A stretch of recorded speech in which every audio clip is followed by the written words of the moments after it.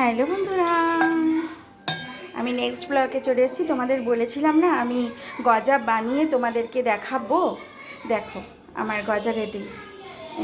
শিরা বানিয়ে নিয়েছি, মিষ্টি আর একটু জল, অল্প একটু জল আর চিনি দিয়েছি, আর তার মধ্যে এলাচ দিয়ে দারুণ একটা শিরাটা যখন একটু দেখছি হাত দিয়ে যে একটু আঠা আঠা হয়ে যায়, তখন এই গজা মানে এই যে ভেজেছিলাম যে গজাটা, সেটা আমি ছেড়ে দিয়েছি। দেখো তোমাদের দেখাচ্ছি। এইবারে এই শিরার মধ্যে থেকে এটা ফুলে যাবে। দেখো 1 সেকেন্ড তোমাদের আমি দেখো, ভালো হয়েছে না বন্ধুরা? তোমাদের সঙ্গে শেয়ার করলাম, খুব ভালো লাগলো। দেখো, নিজের হাতে তৈরি করা জিনিস সবাইকে দেখাতেও ভাল লাগে আর খাওয়াতেও ভাল লাগে। আর এই যে চিকেন এসেছে রেডি।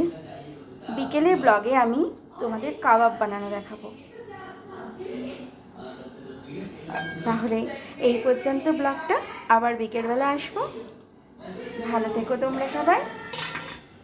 ছোটো হাঁড়ি ছোটো কড়াই, ছোটোবেলার রান্নাবাটি সবার যেমন ভালো লাগে।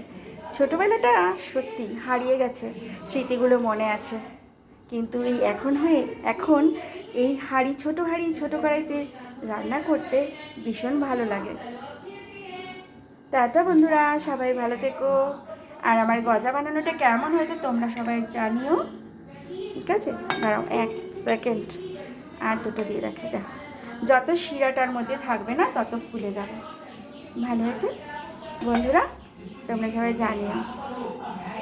ভালো থেকো, সুস্থ থেকো।